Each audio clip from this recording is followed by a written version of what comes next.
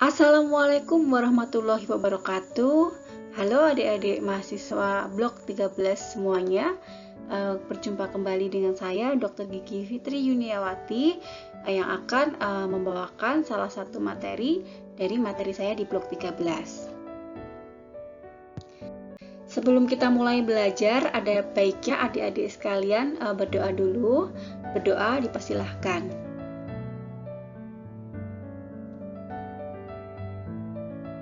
Baik, kali ini saya akan membawakan salah satu materi saya dengan judul Immune Response in Periodontal Pathogenesis. Penyakit periodontal adalah infeksi bakteri kronis yang mempengaruhi gingiva dan tulang yang mendukung gigi. Penyakit inflamasi kronis ini dihasilkan dari respon terhadap bakteri dalam biofilm gigi dan mungkin tetap terbatas pada jaringan gingiva dengan perubahan yang minimal, atau penyakit ini dapat berkembang menjadi kerusakan periodontal yang ekstrim dengan hilangnya perlekatan dan tulang alveolar. Sistem kekebalan sangat penting untuk memelihara kesehatan periodontal dan merupakan pusat respon host terhadap patogen periodontal. Respon imun terhadap bakteri plak melibatkan integrasi pada tingkat molekuler, seluler, dan organ yang sering dikategorikan sebagai bagian dari sistem imun bawaan atau sistem imun adaptif.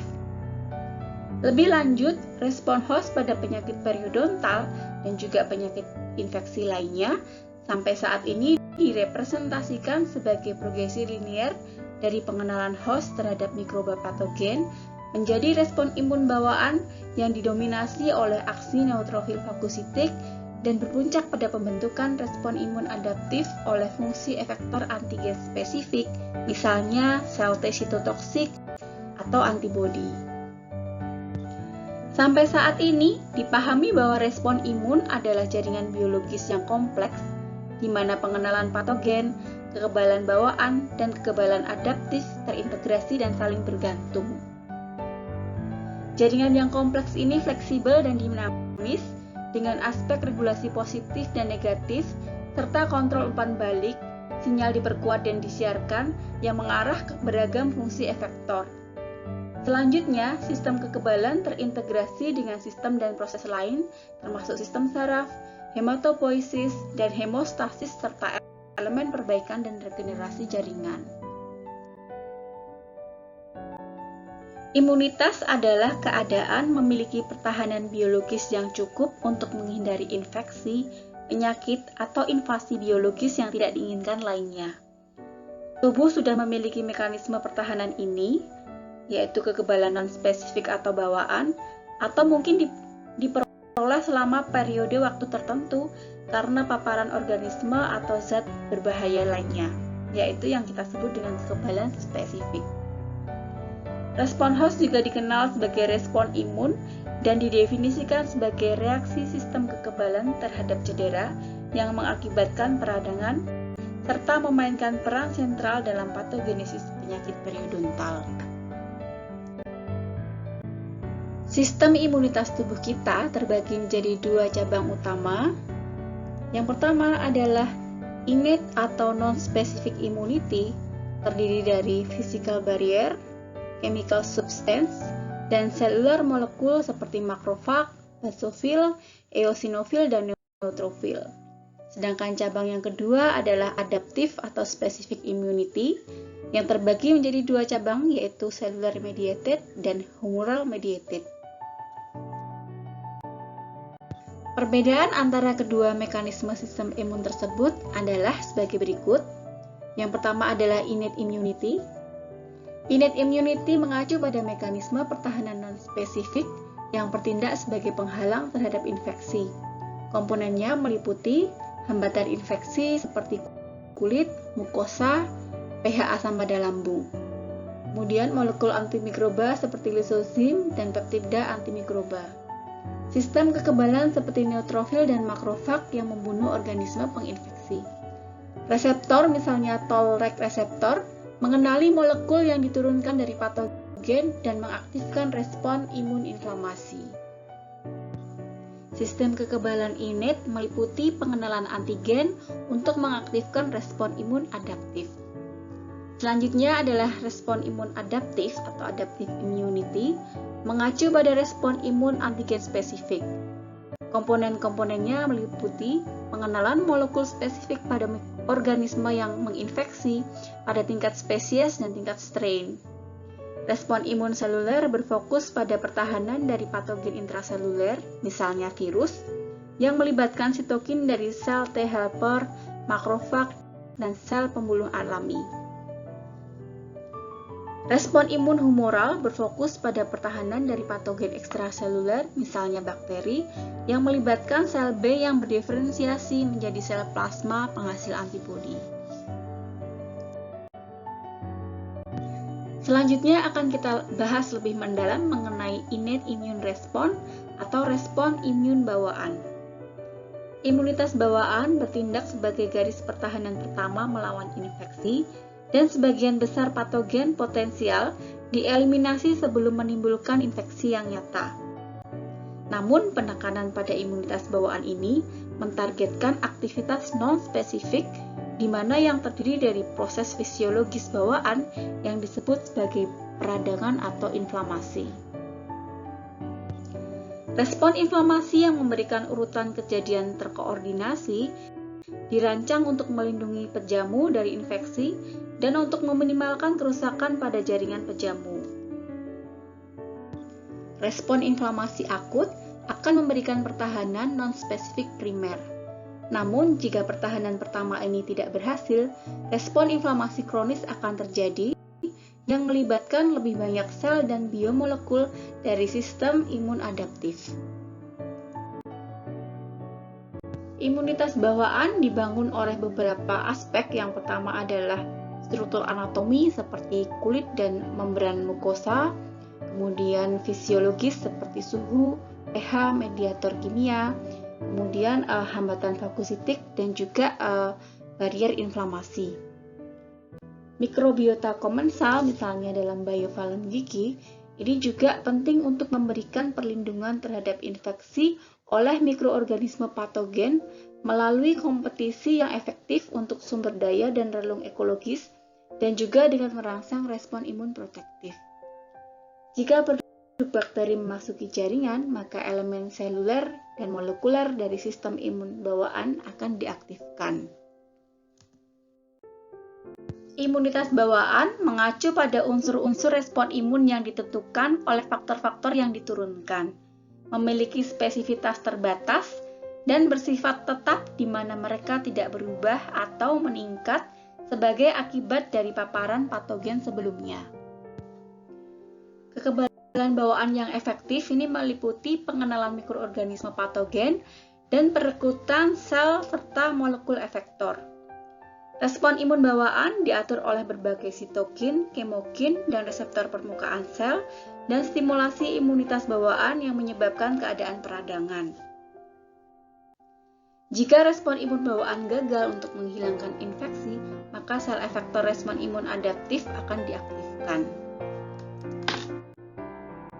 Selanjutnya kita akan bahas satu persatu komponen-komponen dalam sistem imun bawaan. Yang pertama adalah saliva. Aliran saliva penting untuk mencegah perlekatan bakteri pada gigi dan permukaan mukosa mulut. Air liur manusia juga mengandung banyak komponen molekuler yang berkontribusi pada pertahanan host terhadap kolonisasi bakteri dan penyakit periodontal. Berikut adalah komponen-komponen dari saliva dan berbagai fungsinya. Yang pertama adalah antibodi, yaitu adalah imunoglobulin A, kemudian histatin, sistatin, laktoferin, lisozim, musin, dan yang terakhir adalah peroksidase. Kemudian selanjutnya adalah jaringan epitelial. Jaringan epitelial merupakan tempat utama interaksi antara bakteri plak dan pejamu, dan juga tempat invasi mikroba patogen.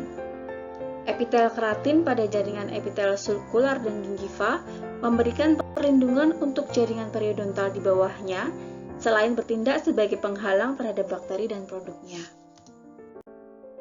Baik, selanjutnya silahkan diperhatikan skema berikut. diingat kembali mengenai anatomi dari jaringan periodontal. Baik, di sini akan saya jelaskan mengenai junctional epithelium. Ya, di sini adalah junctional epithelium. Junctional epithelium ini memiliki ruang antar sel yang signifikan yang tidak mengalami keratinisasi dan menunjukkan tingkat pergantian sel yang lebih tinggi, sehingga sifatnya akan lebih permeabel, memungkinkan pergerakan keluar dari cairan sulcus gingiva serta molekul imunitas bawaan. Sifatnya yang permeabel ini juga memungkinkan pergerakan mikroba ke dalam jaringan periodontal yang lebih dalam, dan juga apabila terjadi peradangan maka ruang antar sel-sel epitel junctional akan melebar serta menghasilkan peningkatan dari cairan sulcus gingiva. Gingival crevicular fluid atau yang lebih kita kenal sebagai cairan sulcus gingiva berasal dari venula postcapilar dari plexus gingiva. GCF memiliki kemampuan untuk pembilasan pada sulcus gingiva serta juga berfungsi untuk membawa komponen darah, misalnya neutrofil, antibodi, complements yang berfungsi sebagai pertahanan dari host terhadap bakteri-bakteri patogen. Aliran GCF meningkat pada inflamasi, dan neutrofil merupakan komponen GCF yang sangat penting dalam kesehatan periodontal. Selanjutnya adalah respon kekebalan tubuh adaptif yang merupakan kelanjutan dari respon kekebalan tubuh innate. Respon kekebalan adaptif akan meningkat setelah terpapar patogen dan biasanya mempertahankan tingkat tinggi selama bertahun-tahun. Sel T dan sel B limfosit ini penting dalam membentuk dasar imunitas adaptif spesifik yang disebut sebagai respon imun spesifik. Respon imun adaptif ini biasanya baru akan muncul apabila terdapat antigen yang spesifik untuk organisme tersebut. Imunitas adaptif ini memiliki tingkat kekhususan yang tinggi serta bersifat memori terhadap patogen yang pernah menyerang sebelumnya. Respon imun adaptif ini memiliki 4 karakteristik. Yang pertama adalah antigen specificity, yaitu kemampuan untuk membedakan bahkan perbedaan yang kecil antara antigen. Kemudian yang kedua adalah diversity, yaitu memungkinkan keberagaman yang sangat besar melalui antibodi yang tidak terhitung jumlahnya setelah sistem kekebalan mengenali dan bereaksi terhadap antigen. Selanjutnya adalah immunologic memory, yaitu tersedia sepanjang kehidupan individu, dan pertemuan kedua akan ditanggapi dengan reaksi yang intens dan segera. Kemudian selanjutnya adalah self, yaitu pembedaan dari molekul-molekul patogen terhadap sel-sel host. Sistem imunitas adaptif ini terbagi menjadi 2 jalur. Yang pertama adalah humoral immunity, yang kedua adalah cell-mediated immunity. Ciri khas dari imunitas humoral atau humoral immunity adalah produksi antibodi yang merupakan protein yang diproduksi oleh limfosit B yang secara unik dibangun untuk berinteraksi dengan antigen yang merangsang kekebalan. Jenis imunitas didapat berbeda tergantung berdasarkan jenis agen infeksinya. Secara umum, perlindungan yang dimediasi oleh antibodi humoral atau imunoglobulin efektif terhadap agen yang terdapat pada ekstraseluler.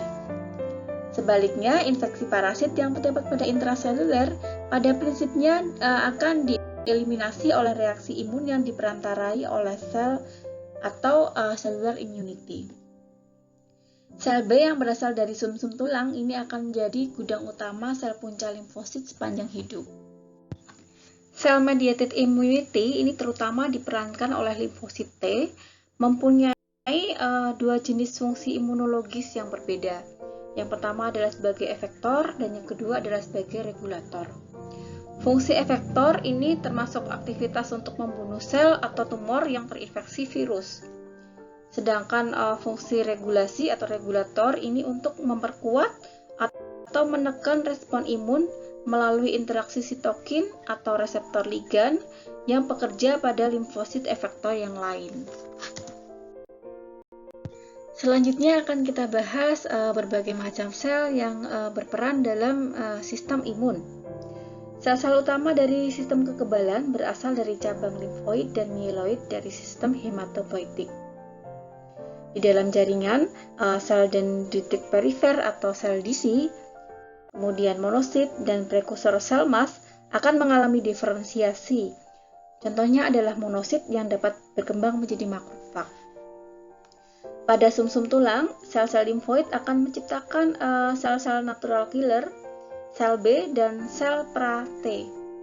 Sel pra-T kemudian berdiferensiasi menjadi sel T dalam organ timus.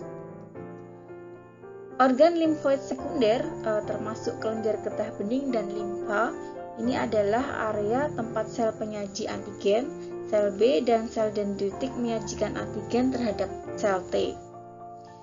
Diferensiasi terminal sel B dan sel T juga terjadi pada organ-organ ini.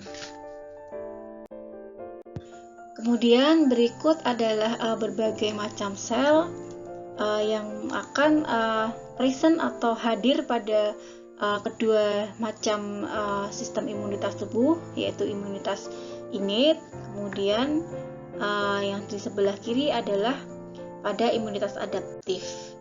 Kemudian ada beberapa macam sel yang juga akan tampak pada kedua sistem imun tersebut. Yang perlu diketahui bahwa kejadian aktifnya dari sistem respon imunitas innate dan adaptif ini terkadang terjadi secara overlap, jadi tidak harus bergantian atau harus menunggu diaktifkan, tetapi terkadang terjadi secara overlapping antara imunitas yang satu dengan yang lain. Kemudian ini adalah berbagai macam sel dan fungsinya, seperti basofil yang berfungsi sebagai reseptor untuk merespon dari bakteria dan infeksi parasit, kemudian neutrofil yang berfungsi memfagositik mikroorganisme, dan lain sebagainya.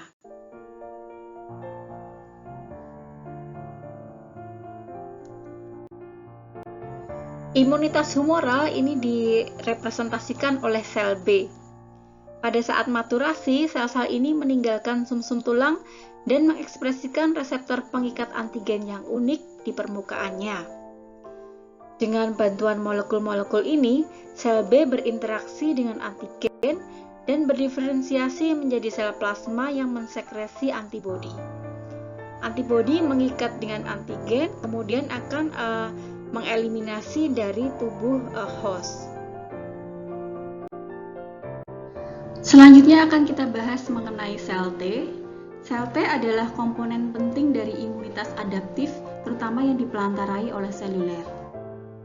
Sel T menginduksi serangan langsung dan juga lysis sel yang sel-sel yang terinfeksi, kemudian akan dieliminasi oleh makrofag. Eosinofil bertanggung jawab terhadap eliminasi parasit ekstraseluler berpartikel besar yang tidak dapat difagositosis. Eosinofil juga menunjukkan aktivitas fagositosis pada tingkat sel yang lebih kecil. Dendritic cell adalah sel-sel yang merupakan komponen dari sistem kekebalan tubuh bawaan yang hadir di lapisan basal dan suprabasal dari epitel mukosa mulut. Sel-sel penyaji antigen ini menangkap antigen mikroba dalam keadaan imaturnya dan merangsang respons sel T terhadap antigen-antigen dalam keadaan yang matang. Sel-sel dendritik berpartisipasi dalam patogenesis penyakit periodontal melalui 3 cara. Yang pertama adalah memodulasi respon adaptif, yang kedua berinteraksi langsung dengan sinyal bakteri, dan yang ketiga adalah kemampuan untuk mempengaruhi sel-sel lain dan pada akhirnya akan merespon sistem imun tubuh. Selanjutnya kita bahas mengenai makrofag. Makrofag adalah leukosit fagositik mononuklear. Beberapa di antaranya bermigrasi ke berbagai jaringan, namun beberapa juga terbatas pada jaringan tertentu. Makrofag inflamasi adalah makrofag yang hadir pada berbagai eksudat dan ditandai oleh penanda spesifik, biasanya berupa aktivitas peroksidase. Makrofag juga bertindak sebagai mekanisme perlindungan cepat yang dapat merespons sebelum amplifikasi yang dimediasi oleh sel T terjadi. Selanjutnya akan kita bahas mengenai Major Histocompatibility Complex atau disingkat MHC dan Human Leukocyte Antigen atau HLA. Molekul MHC adalah kompleks molekul glikoprotein permukaan yang merupakan tempat ikatan antigen untuk dikenali oleh reseptor sel C. Neutrofil adalah sel fagosit aktif dan merupakan sel mayoritas yang terdapat dalam kekebalan tubuh innate. Neutrofil berasal dari sumsum tulang yang kemudian dilepaskan ke sirkulasi secara aktif, kemudian mereka akan bergerak selama 7-10 jam sebelum bermigrasi ke dalam jaringan. Interleukin 7 adalah faktor utama dalam merangsang sel-sel induk sumsum tulang untuk memulai jalur menuju berbagai limfosit, yaitu limfosit B dan limfosit T. Berdasarkan fungsi dan komponen membran sel, limfosit terdiri dari 3 jenis, yaitu sel T, sel B, dan sel natural killer atau NK cell. Natural killer cell ini merupakan bagian dari limfosit yang berfungsi mengeliminasi sel-sel yang terinfeksi dan yang telah kehilangan ekspresi molekul MHC kelas 1. NK cell ini akan mengeluarkan sitokin, terutama IFN gamma, yang berasal dari prekursor sumsum tulang dan muncul sebagai limfosit besar dengan banyak butiran sitoplasma.